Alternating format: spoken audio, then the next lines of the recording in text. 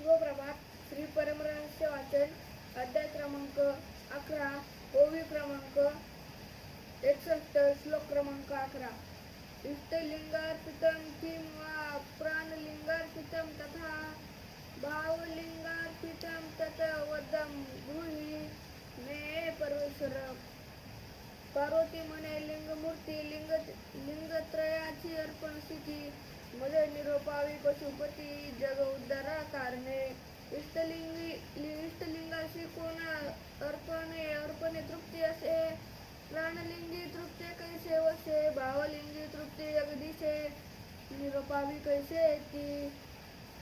इष्टलिंगार्पितं मंगं प्राणलिंगार्पितं नमः, भावलिंगार्पितं इतरप्य वेही वरानने. शिव म्हणे, गिरिजे एक खून इष्टलिंगा शरीर तुझे अर्पण, प्राणलिंगा अर्पिजे मन, भावलिंगाशी तृप्ती भय.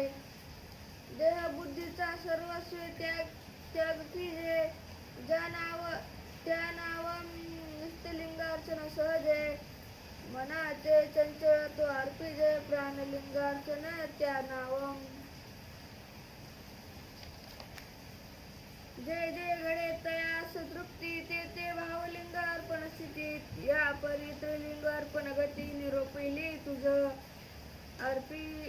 आणि सांगत तुझ एक लक्ष देऊनी, एक सम्यक इष्ट देह से नैष्टिक जीव लागी निश्चय.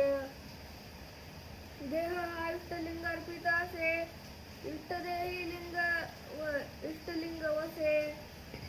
आन देही तो न वसे, आलिंगी जाण बोलिती त्या. इष्टलिंग वीर सेवास, तये त्यासी अर्पिले शरीरास.